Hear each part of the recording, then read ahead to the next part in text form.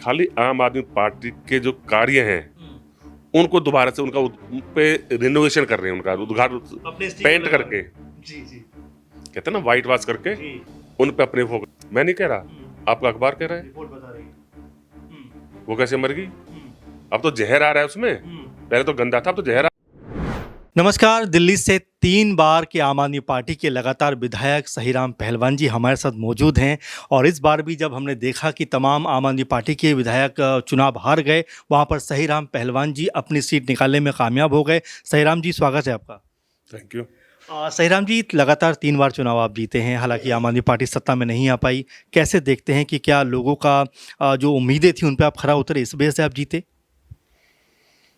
ये तो लोगों की भावना है, लोगों ने काम को चुना है, ईमानदारी को चुना है और उसके साथ साथ सम्मान को।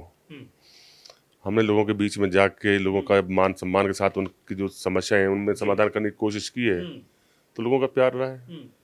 सहीराम जी, लगातार जब हमने देखा चुनाव प्रचार के दौरान बीजेपी ने बहुत सारी बातें कही कि भाई प्रदूषण है, ऐसा है, वैसा है, लेकिन हालिया रिपोर्ट जो सामने आई उसमें 500 के आसपास यहाँ पर AQI का जो स्तर है वो दिखाई पड़ता है। कैसे देखते हैं आप? देखिए, बीजेपी की दिल्ली में सरकार हो या केंद्र में बैठी हुई सरकार हो भाजपा की, इनकी करनी और कथनी में जमीन आसमान का फर्क होता है।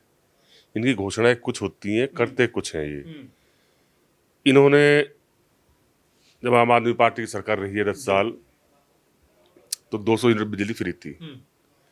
इन्होंने उससे बढ़ा के कहा था 300 यूनिट बिजली हम फ्री देंगे, लेकिन अभी इस महीने देखो फिर आप बिजली के रेट बढ़ा दिए। फ्री तो गई, अलग हो गई, रेट बिजली के रेट बढ़ा दिए। नंबर 2,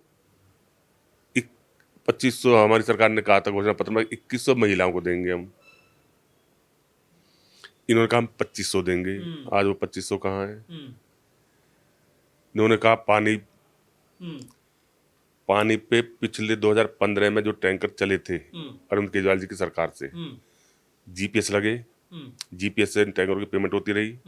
लेकिन इन्होंने क्या है कि ड्रामा करके वो सब पूरी दिल्ली के टैंकर 1100 टैंकर निरंकारी कॉलोनी के निरंकारी ग्राउंड में बुला के उन पे खाली मोदी जी का, रेखा गुप्ता का फोटो लगाने के लिए 2 दिन वहां खड़े रखे।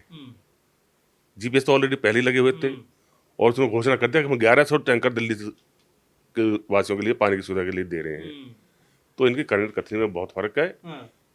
पहले आम आदमी पार्टी की सरकार रही है, एमएलए हेड होता था 15 करोड़ रुपया, आज इन्होंने उसको घटा के कर दिया 5 करोड़ रुपया। जो उसका पैसा बचा था वो इन्होंने दे दिया मुख्यमंत्री के अधीन। और मुख्यमंत्री तो अपने लोगों को देगी, दूसरे 22 जो हमारे 22 विधायक है उनको क्या फायदा हुआ? तो इनकी करने और कथनी में बहुत फर्क है। अच्छा, लगातार मैं लोगों से बात भी कर रहा हूँ, बहुत सारे लोगों ने आके बताया भी इस बात के बारे में कि जब से आम आदमी पार्टी की सरकार गई है उसके बाद से जब बीजेपी सत्ता में आती है, आप देखिए कि जहाँ बेहतर करने की बात कर रहे थे वहाँ बिजली की लगातार कटौती की खबरें भी सामने आ रही हैं। अभी पिछले 15 दिन से मेरे पास शिकायतें आ रही हैं तुगलकाबाद गांव में।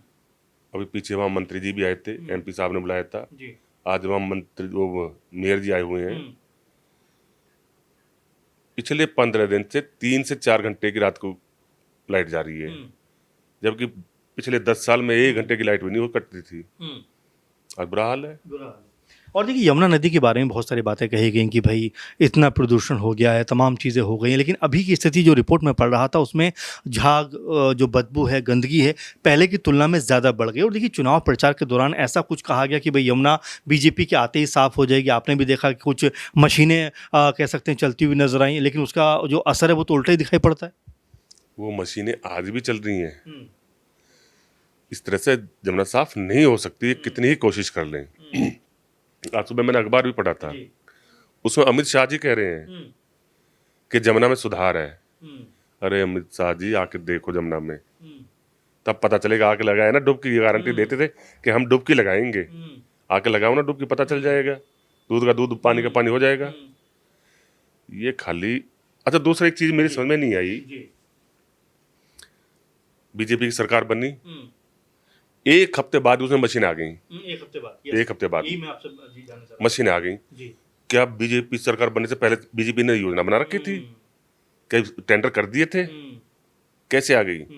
अच्छा, एलजी साहब का उस समय एक वीडियो भी सामने आया था, गली गली में गंदगी है, वैसा है वैसा है। अब कोई वीडियो सामने नहीं आया। देखिए, आज कहीं चर्चा है एलजी की? नहीं है ना। लेकिन पिछले साल जब से ये एलजी महोदय आए हैं, डेली सुर्खियों में नाला गंदा है, नाली भरी हुई है। अरे एलजी महोदय, आपका नाली देखने का काम है क्या? मेरे गांव में नाली चेक करने आए थे, बताइए। चुनाव से 20 दिन पहले मेरे गांव में नाली चेक करने आ रहे हैं एलजी महोदय। जो काम उन्हें करो ना आप, उन पे ध्यान नहीं है। आज पॉल्यूशन कैसे नहीं है? कौन कह रहा पॉल्यूशन नहीं है? अभी कल का अखबार उठा के देखो आप, काफी हाई लेवल है। हिंदुस्तान के 7 शहरों में सबसे ज्यादा पॉल्यूशन दिल्ली है। और कोई चर्चा नहीं इसके बारे में। कोई भी चर्चा नहीं है। मीडिया क्यों नहीं बता रही? आज मीडिया भी नहीं बोल रही। यमुना की सफाई पे बहुत सारी बातें होती थी उस समय। मैं कह रहा बीजेपी के बड़े हूँ, नेता गाँव में नजर आते थे। इतनी हाईलाइट आती थी, जी। जहर हो गया, मर गए। अभी जमुना जी अभी 3 दिन पहले रिपोर्ट आई अखबार में, कितनी मच्छियां मरी हुई हैं, वो कैसे मर गई? बिल्कुल। मैं नहीं कह रहा, आपका अखबार कह रहा है। रिपोर्ट बता रही है। वो कैसे मर गई? अब तो जहर आ रहा है उसमें। पहले तो गंदा था, अब तो जहर आ रहा है। तो करो ना साफ। जो जमीनी मुद्दे हैं उस पर बीजेपी असफल हो रही है, क्योंकि कई जगह पानी की जो कह सकते हैं पाइपलाइन है वो भी टूटी हुई नजर आती है। बहुत सारे वीडियोस सामने आते हैं। देखिए, आज के समय में आप किसी भी यूजीआर पे चले जाओ, मैं अपनी विधानसभा के नहीं कह रहा, भारतीय जनता पार्टी के जो विधायक हैं उनके यूजीआरों पे चले जाओ, वहां भी पानी की पूर्ति नहीं है इन पे। तो इनके करने और कथनी में बहुत फर्क है। कुछ नहीं कर पाएंगे। अच्छा सहीराम जी, विधायक तीसरी बार आप लगातार बने हैं, क्या क्या प्राथमिकताएं इस बार हैं अगर हम आपके विधानसभा क्षेत्र की बात करें तो? देखिए, मेरी काफ़ी सालों से मैं अपनी सरकार से भी रिक्वेस्ट करता रहा हूँ, और अभी माननीय मुख्यमंत्री जो रेखा गुप्ता जी हैं उनको भी मैंने लेटर लिखा है, हेल्थ मिनिस्टर को भी लेटर लिखा है। मुझे अपने यहाँ एक तो जच्चा बच्चा केंद्र बनवाना है, एक 500 बेड का हॉस्पिटल भी रिक्वायरमेंट है कि वो बने, क्योंकि मिडिल क्लास ज़्यादा है यहाँ, मजदूर ज़्यादा हैं, तो उनके लिए सरकारी हॉस्पिटल बनाने की योजना काफ़ी लंबे से निलंबित है। और कुछ पानी के यूजियारों की, ये मेरी प्राथमिकता है। यही प्राथमिकता में आपकी शामिल है। और इसी से जुड़ा हुआ मेरा सवाल रहेगा कि जैसा विधायक निधि का आपने जिक्र भी किया, 15 करोड़ से घटाकर 5 करोड़ करना, कैसे विकास कार्य आप पूरा करेंगे आप? देखिए, विधानसभा में उठाएंगे मुद्दा। 10 साल आम आदमी पार्टी की सरकार रही, भारतीय जनता पार्टी के विधायक रहे, उनको भी बराबर 15-15 करोड़ रुपया सालाना हेड उनके एमएलए हेड में मिलता था, उन्हें विकास के लिए, क्षेत्र के विकास के लिए। बिल्कुल। अब इन्होंने काट के मुख्यमंत्री को दे दिया। क्यों दिया भाई? बहुत बड़ी कटौती नहीं है? बहुत, मैं तो 450 करोड़ रुपया, तो बहुत गलत बात है ये तो। अच्छा, ये भी एक सवाल मेरा रहेगा कि अरविंद केजरीवाल जी पंजाब में हैं, दिल्ली में उनकी उपस्थिति उस तरह से नज़र नहीं आ रही है। इसको लेकर विपक्ष जो कह सकते हैं सत्ता पक्ष मुद्दा बना रहा है कि एक तरीके से पंजाब में फोकस हो गया, दिल्ली को छोड़ दिया है, यहाँ पार्टी टूट रही, तमाम तरह के इससे सवाल उठा रही है। नहीं नहीं नहीं नहीं, ऐसा कुछ नहीं है। दिल्ली में भी फोकस कर रहे हैं, लोगों से संपर्क में, मीटिंग में हमारी भी बात होती है, मीटिंग भी होती है। अभी हम परसों ही मनीष सिसोदिया जी से मुलाकात करके आए, सब विधायक जितने भी हमारे 22 विधायक हैं। ऐसा कुछ नहीं। हाँ, दिल्ली पंजाब में चुनाव आने वाला है तो वहाँ फोकस जरूरी है। जो हमारे राष्ट्रीय संयोजक हैं तो वहाँ भी देखेंगे, वो तो क्या दिक्कत है। गुजरात भी देखेंगे, गोवा भी देखेंगे, बिहार भी देखेंगे। सब जगह पार्टी का फैलाव जो है बिल्कुल करेंगे, बिल्कुल करेंगे। अच्छा, दिल्ली में अब आने वाले दिनों की अगर बात करें, क्योंकि अभी 4-4.5 साल का वक्त पूरा बचा हुआ है, आम आदमी पार्टी की योजनाएं क्या हैं? किस तरह से सत्ता पक्ष के ऊपर को घेरने का काम करेंगे और किन किन मुद्दों को प्राथमिकता को साथ में उठाने का काम करेंगे? देखिए, अभी 4-5 महीने हुए हैं, अभी तो हम इंतजार कर रहे हैं कि जो जो घोषणा इन्होंने की है उसको कहां तक लागू करेंगे ये। महिला सम्मान योजना भी जस की तस है। देश के प्रधानमंत्री, जिनको ये कहते हैं यशस्वी प्रधानमंत्री, उन्होंने अपने मुखार बिंद से कहा था कि फरवरी में चुनाव है, 8 मार्च को, आज भी मुझे उनकी स्पीच याद है, 8 मार्च तक हर महिला के खाते में सम्मान राशि पहुंच जाएगी। हम तो उनसे पूछ रहे कहाँ है वो सम्मान राशि। 4 महीने हो गए लगभग। पहले भी घोषणा की थी 15 लाख की, आज तक जनता अपने खाते में ढूंढ रही है 15 लाख आए कि नहीं आए। अभी से भी महिलाएं आके पूछती हैं हमसे, "ये क्या हुआ, क्यों नहीं आए?" तो रेखा गुप्ता जी बताएं, अब देश के प्रधानमंत्री जी बताएं।